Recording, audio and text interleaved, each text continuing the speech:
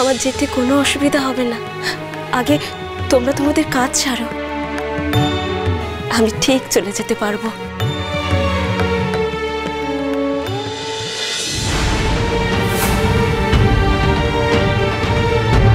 দেখি মা, এটা ধরো দেখি। আসুন মা, উঠুন উঠুন। মা, দেখে শুনে পথ চলতে হবে তো, সাবধানে 2-4 দিন আপনি পথ চলুন। সবে দৃষ্টিশক্তি ফিরে পেয়েছেন, এখন মাথা ঘুরবে এমন। আপনাকে আর একা ছাড়া যাবে না। আপনি বলুন দেখি যে আপনার বাড়িটা কোন দিকে, আমরা আপনাকে আপনার বাড়িতে নিয়ে যাব।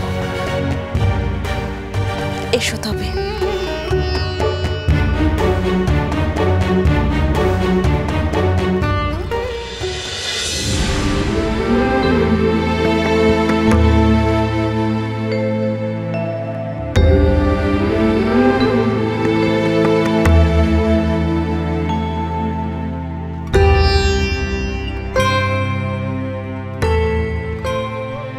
কি, এ তো সেই মন্দিরেই চলে এলাম। হ্যাঁ তো, কিন্তু মা, আপনি যে বললেন আপনার ঘর এখানে, ঘর কোথায়? এটাই তো আমার ঘর। এটা ঘর? কোথায় ঘর? এই তো চারিদিকে খালি দোকানপাট আর মন্দির, ঘর কোথায় গো? আমি তো তাই বলছি ভজাদা। কিন্তু মা যে, মা মা মা কোথায় গেলেন? এইমাত্র তো এখানেই ছিলেন, গেলেন কোথায়? শোনো রামপ্রসাদ, বলছিলাম যার যেখানে যাওয়ার ছিল সে চলে গেছে, আর সময় নষ্ট না করে চলো চলো আমরা যাই। চলো যাবো? হ্যাঁ যাবো মানে, আরে আমাদের এখন ছিঁড়ে সংক্রান্তি, বউটানার খুকিকে খুঁজে বার করতে হবে না? দেখো দেখো, মন্দিরে যখন চলে এসেছি তুমি পুজোটা দেবে। চলো চলো চলো চলো চলো।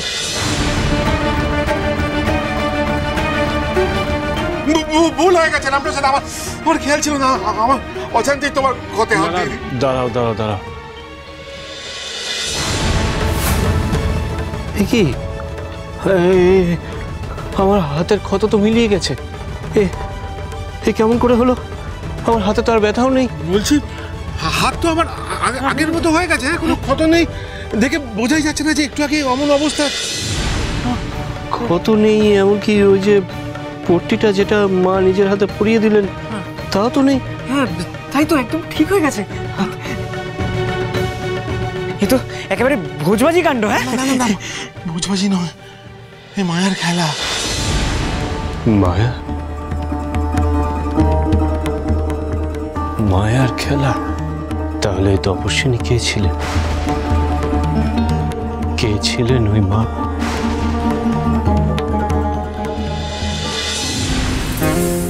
তারা? তারা? বলো তারিণী, তারা? আমি তো আমাদের এক ভক্তকে আমাদের মন্দিরে পৌঁছে দিলাম, কিন্তু আর এক ভক্ত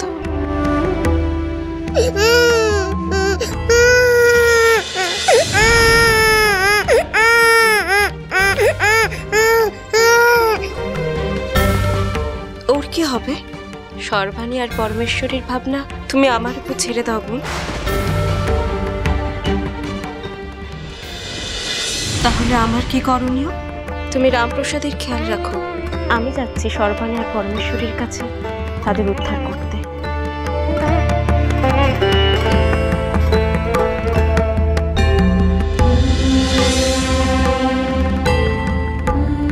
মা, আমি আবারও তোর ছলনা বুঝতে পারলাম না রে মা।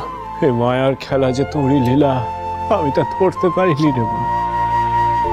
তোর এত দয়া, এত কৃপা রে মা। বেশ,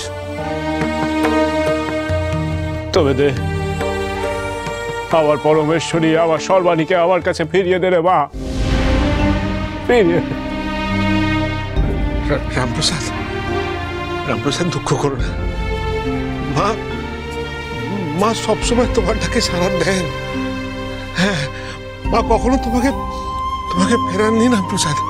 এই দেখো না, এই যে আমরা সবাই মিলে মাকে এত করে ডাকছি, উনি নিশ্চয়ই সাড়া দেবেন আমাদের ডাকে। কিন্তু ভাজাদা আমি পুজো দেবো কেমন করে? হ্যাঁ? আমাদের কাছে তো পয়সা করে কিছু নেই। এই যে সবার হাতে যে পুজোর ডালা, সেই পুজোর ডালা কিনবো কেমন করে? কি করি এখন? আমার কোচরে যে কড়ি দুটো ছিল সে দুটো তো সাগরের জলে ভেসে গেছে। আর আমার কাছে তো কানাকুড়ি কিছুই ছিল না। আমার তো বেশি কিছু লাগবে না, সামান্য দুটো ফুল পেলেই হবে। এক কাজ করি, বরং ওই দোকানদারকে গিয়ে জিজ্ঞাসা করি যে বিনা পয়সায় সামান্য ফুল যদি দেয়, তো দুটো ফুল যদি পাওয়া যায়। চলো আগে আমার সামান্য কিছু জবা ফুল দরকার।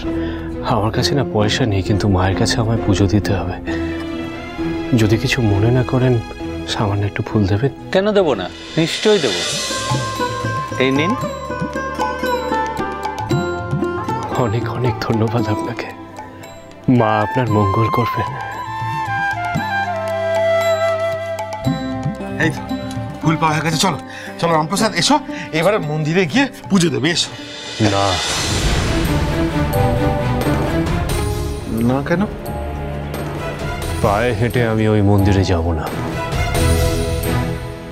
আমি এই স্থান থেকে দণ্ডি কাটতে কাটতে মায়ের মন্দিরে প্রবেশ করব। কি? তুমি এখান থেকে দণ্ডি কাটতে কাটতে এই পাহাড়ে উঠবে? রামপ্রসাদ কি বলছো? মাথা খারাপ হয়ে গেছে? আরে দেখছো এই খাড়াই পাহাড় পায়ে হেঁটে উঠতেই কি কষ্ট হবে। তুমি বলছো এখান থেকে দণ্ডি কাটবে? হ্যাঁ রামপ্রসাদ, আমার কথা শোনো। এই পাহাড়ের পাথরে ঘষা খেয়ে তোমার শরীরের কি অবস্থা হবে একবার ভেবে দেখেছো? তুমি নিজের শরীরকে রক্তাক্ত করো না এভাবে রামপ্রসাদ। দোয়াই তোমার, এভাবে রক্তাক্ত করো না তোমার শরীরকে। কষ্ট না পেলে আমি আমার সর্বাণী আর পরমেশ্বরীকে ফিরে পাবো কেমন করে? মায়ের মন্দিরে দণ্ডি কেটে যাব, তাতে আবার কষ্ট কিসের? তোমরা আমাকে বাধা দিও না, আমাকে যেতেই হবে, যেতেই হবে। মা, আমার সর্বাণী আর পরমেশ্বরীকে ফিরে পাওয়ার জন্য আমি তোমার কাছে মানত করলাম। মা, আমি এই স্থান থেকে দণ্ডি কাটতে কাটতে তোমার মন্দিরে গিয়ে প্রবেশ করব, কথা দিলাম আমি।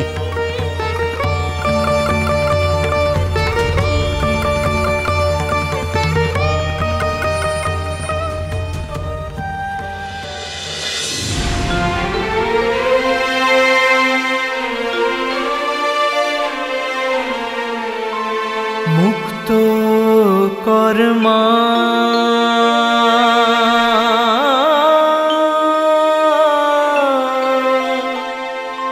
মুক্ত কর্মা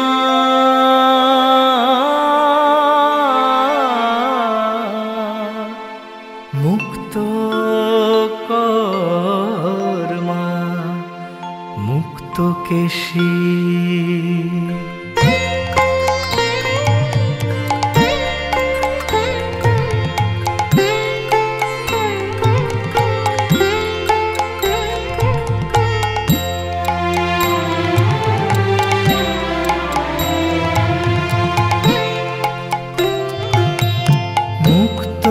কর্মা মুক্ত কেশী ভবে যন্ত্রণা পায় দিবানিশি।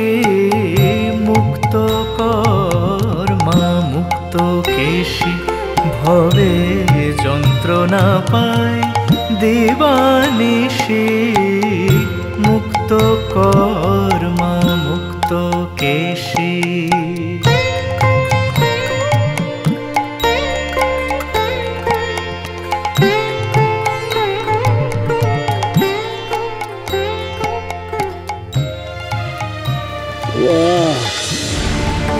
আরে